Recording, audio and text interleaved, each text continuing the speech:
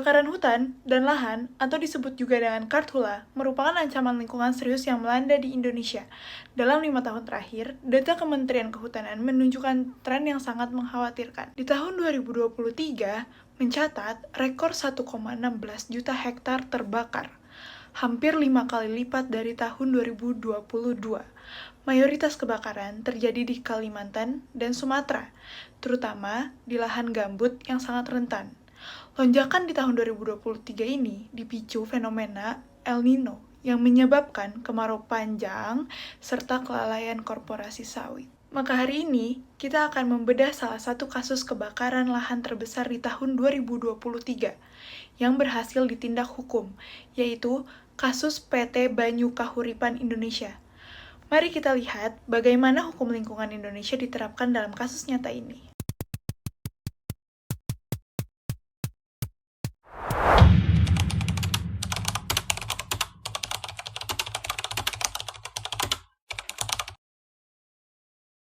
Kronologi kebakaran hutan ini dimulai pada tanggal 20 September tahun 2023 yang berlokasi di Desa Karangagung, Kecamatan Lalan, Kabupaten Musi Banyuasin, Sumatera Selatan, yang berada di area konsesi perkebunan kelapa sawit PT Banyu Kahuripan Indonesia. Kebakaran pertama membakar 379,34 hektar lahan selama 7 hari non-stop.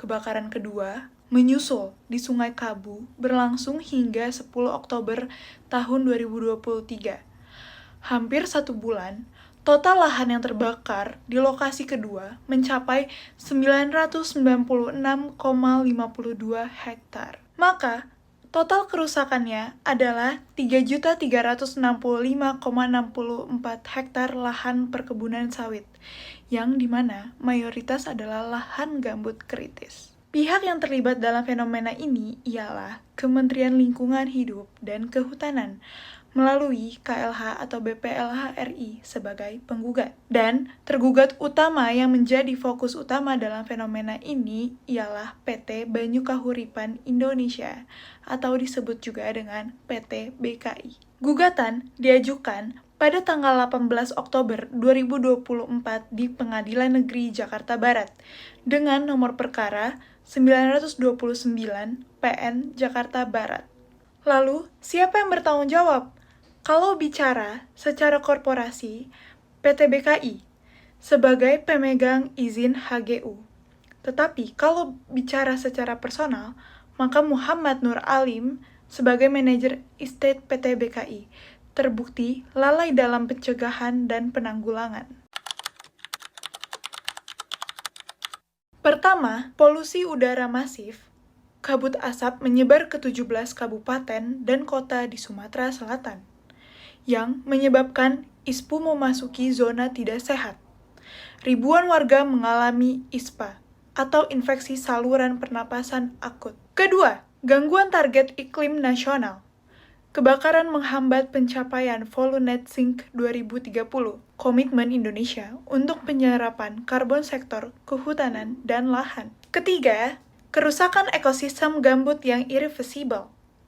Tidak dapat dikembalikan ke kondisi semula. Profesor Basuki Wasis merupakan ahli kerusakan tanah dan lingkungan, menegaskan bahwa pembakaran lahan gambut merusak komposisi kimia dan struktur tanah secara permanen. Dan yang keempat, kerugian ekonomi masyarakat lokal, seperti nelayan yang kehilangan mata pencaharian karena kualitas air sungai yang menurun, dan juga petani mengalami gagal panen akibat kabut asap.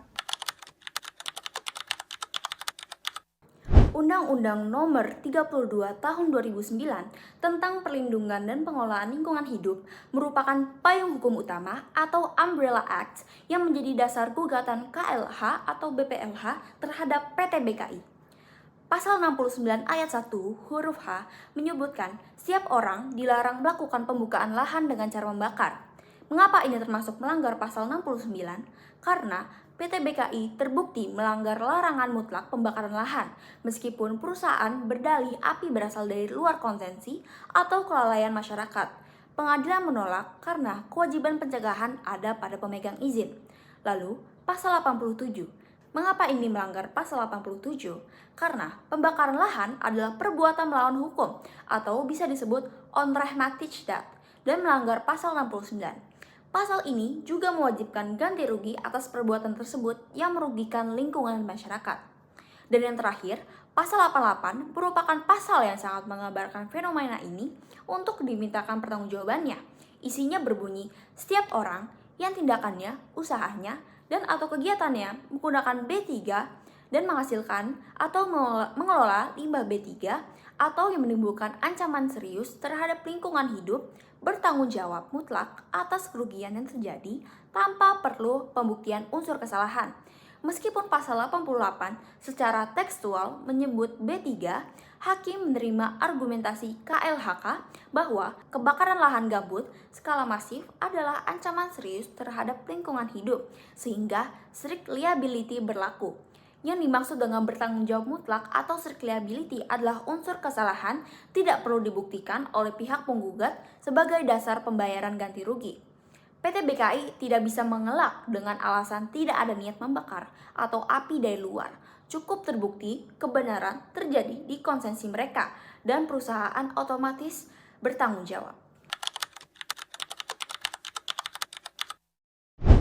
Peraturan Pemerintah Nomor 22 Tahun 2021 mewajibkan usaha beresiko tinggi seperti perkebunan sawit di lahan gambut itu memiliki AMDAL yang menganalisis resiko kebakaran serta menyiapkan langkah pencegahan nyata seperti menara pengawas, rewetting gambut, patroli, dan pemantauan udara.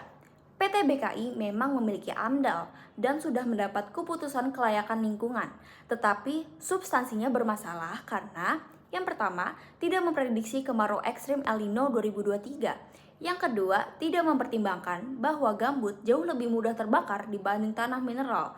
Yang ketiga, rencana pencegahan tidak dijalankan, seperti menara rusak, kanal gambut kering, patroli tidak aktif saat hotspot muncul. Akibat kelalaian tersebut, kebakaran tidak terkendali dan penunjukan AMDAL hanya formalitas administratif, sehingga menjadi dasar kuat bagi KLHK memenangkan gugatan perdata dengan ganti rugi 282,8 miliar rupiah. Peraturan Pemerintah Nomor 4 Tahun 2001 tentang pengendalian kerusakan dan atau pencemaran lingkungan yang berkaitan dengan kebakaran hutan dan atau lahan adalah peraturan pelaksana Undang-Undang 32 Tahun 2009 yang secara spesifik mengatur pencegahan, penanggulangan, dan penegakan hukum karhutla. Berikut ialah pasal-pasal yang dilanggar oleh PT BKI. Pasal 13 yang berbunyi, setiap penanggung jawab usaha yang usahanya dapat menimbulkan dampak besar dan penting terhadap kerusakan dan atau pencemaran lingkungan hidup yang berkaitan dengan kebakaran hutan dan atau lahan wajib mencegah terjadi kebakaran hutan dan atau lahan di lokasi usahanya. Alasan ini kenapa melanggar? Data satelit menangkap titik api panas di lahan PT BKI sudah terdeteksi akhir Agustus 2023, jauh sebelum kebakaran besar meledak terjadi. Tetapi PT BKI tidak lakukan patroli rutin, tidak siram gambut agar lembab, dan manajer Muhammad Nur Alim itu tidak lapor sama sekali ke pimpinan perusahaan. Padahal mereka sudah tahu musim kemarau ekstrim El Nino akan datang. Ini merupakan pelanggaran jelas pasal 13 karena tidak cegah api saat tanda bahaya sudah kelihatan jelas. Selanjutnya, pasal 14 ayat 1. Setiap penanggung jawab usaha sebagaimana dimaksud dalam pasal 13 wajib memiliki sarana dan prasarana yang memadai untuk mencegah terjadinya kebakaran hutan dan atau lahan di lokasi usahanya. Ayat 2. Sarana prasarana yang untuk mencegah hal tersebut ialah meliputi menara pengawas, alat pemadam, alat komunikasi, sumber air, dan kendaraan. Alasan kenapa melanggar? PT BKI melanggar pasal 14 ayat 1 karena PT BKI punya HGU 3.365 hektar gambut, tetapi fire tower rusak, tidak berfungsi, dan tim pemadam cuma satu kelompok kecil untuk luas lahan sebesar itu, dan kanal gambut itu kering total. Sidang, bukti foto menara pengawas rusak, dan embung air itu kosong. Alatnya ada, tetapi tidak layak pakai. Kini kita masuk dalam prinsip-prinsip hukum lingkungan internasional yang telah diadopsi dalam Undang-Undang Nomor 32 Tahun 2009 dan diterapkan langsung dalam kasus PT BKI ini. Yang masuk ke prinsip yang pertama, yaitu polluter pays principle atau pencemar membayar. Pengadilan menghukum PT BKI untuk membayar ganti rugi ekologis sebesar 282,883 miliar yang terdiri dari penyimpanan air gambut sebesar 215 miliar, kerusakan biodiversitas sebesar 9.087 miliar, pelepasan karbon sebesar 681 juta, pendaur ulangan unsur hara sebesar 15 miliar, dan komponen ekologis lainnya. Kedua, precautionary principle atau prinsip kehati-hatian. Perusahaan terbukti lalai mengantisipasi resiko kebakaran ekstrim yang diakibatkan oleh El Nino di lahan gambut yang sangat rentan. Padahal, 89% karhutla di tahun 2023 terjadi di konsesi korporasi seperti mereka. Yang ketiga ada sustainable development atau pembangunan berkelanjutan. Kebakaran ini secara langsung mengganggu Komitmen Nasional Pollute Net Sink 2030, di mana Indonesia berjanji penyerapan karbon dari sektor hutan dan lahan harus lebih besar daripada emisinya. Yang terakhir ada state responsibility atau tanggung jawab negara. Kementerian Lingkungan Hidup harus turun tangan menggugat secara perdata karena pengawasan di tingkat pemerintah daerah terbukti lemah dan tidak efektif. Bagaimana hukum ditegakkan terhadap pelanggaran tersebut? Dalam sistem hukum lingkungan di Indonesia, penegakan hukum dapat dilakukan melalui 3 mekanisme, yaitu yang pertama adalah sanksi administratif, dan yang kedua adalah gugatan perdata, yang ketiga adalah sanksi pidana. Sebagaimana diatur dalam Undang-Undang Nomor 32 Tahun 2009 tentang Perlindungan dan Pengelolaan Lingkungan Hidup. Pertama, sanksi administratif berdasarkan pasal 76 Undang-Undang Nomor 32 Tahun 2009. Pemerintah dapat menjatuhkan sanksi administratif kepada pelaku usaha yang melanggar ketentuan perlindungan dan pengelolaan lingkungan hidup. Sanksi administratif ini dapat berupa yang pertama teguran tertulis, yang kedua paksaan pemerintah, seperti penghentian kegiatan atau perintah pemulihan lingkungan, yang ketiga pembukuan izin lingkungan, dan yang terakhir pencabutan izin lingkungan.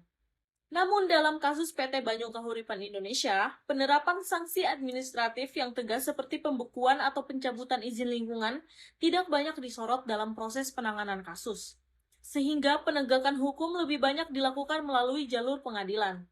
Ini berarti sanksi administratif berupa pembekuan atau pencabutan izin belum diterapkan, meskipun pelanggarannya sangat serius. Kita lanjutkan ke gugatan perdata. Mekanisme kedua adalah gugatan perdata. Dalam kasus ini, pemerintah melalui Kementerian Lingkungan Hidup dan Kehutanan mengajukan gugatan terhadap PT Banyu Kahuripan Indonesia karena kebakaran lahan yang terjadi di area konsesi perusahaan di Kabupaten Musi Banyuasin, Sumatera Selatan. Melalui gugatan tersebut, pemerintah menuntut perusahaan untuk membayar ganti rugi atas kebakaran lahan yang terjadi. Dalam putusannya, pengadilan menyatakan bahwa PT Banyu Kahuripan Indonesia terbukti melakukan perbuatan melawan hukum dan mengabulkan sebagian tuntutan karena lalai dalam mencegah terjadinya kebakaran di wilayah operasionalnya. Akibatnya, perusahaan diwajibkan membayar ganti rugi lingkungan hidup sebesar sekitar 282 miliar yang harus disetorkan ke kas negara sebagai bagian dari upaya pemulihan lingkungan. Ketiga, kita lanjut ke sanksi pidana. Jalur ini diproses terpisah dari gugatan perdata dan fokus pada pertanggungjawaban individu. Dalam perkara ini, aparat penegak hukum menetapkan seorang pejabat perusahaan, yaitu Muhammad Nur Alim yang menjabat sebagai manajer ISPO dan HSE Officer PT Banyu Kahuripan Indonesia sebagai terdakwa. Ia didakwa melanggar ketentuan dalam pasal 98 dan pasal 99 Undang-Undang Nomor 32 Tahun 2009 yang mengatur mengenai tindak pidana pencemaran dan perusakan lingkungan hidup. Pengadilan kemudian menjatuhkan putusan berupa pidana penjara selama 1 tahun serta denda sebesar 3 miliar rupiah. Putusan ini menunjukkan bahwa selain perusahaan sebagai badan usaha, individu yang bertanggung jawab dalam pengelolaan lingkungan di perusahaan juga dapat dimintai pertanggungjawaban pidana. Yang terakhir adalah evaluasi efektivitas penegakan hukum. Apakah penegakan hukum sudah berjalan dengan efektif? Secara umum, penegakan hukum dalam kasus ini menunjukkan bahwa instrumen hukum lingkungan di Indonesia dapat digunakan melalui berbagai jalur secara bersamaan, yaitu administratif, perdata, dan juga pidana. Di satu sisi, adanya putusan pengadilan yang mewajibkan pembayaran ganti rugi dalam jumlah yang besar, serta adanya sanksi pidana terhadap pejabat perusahaan, menunjukkan bahwa penegakan hukum telah dijalankan.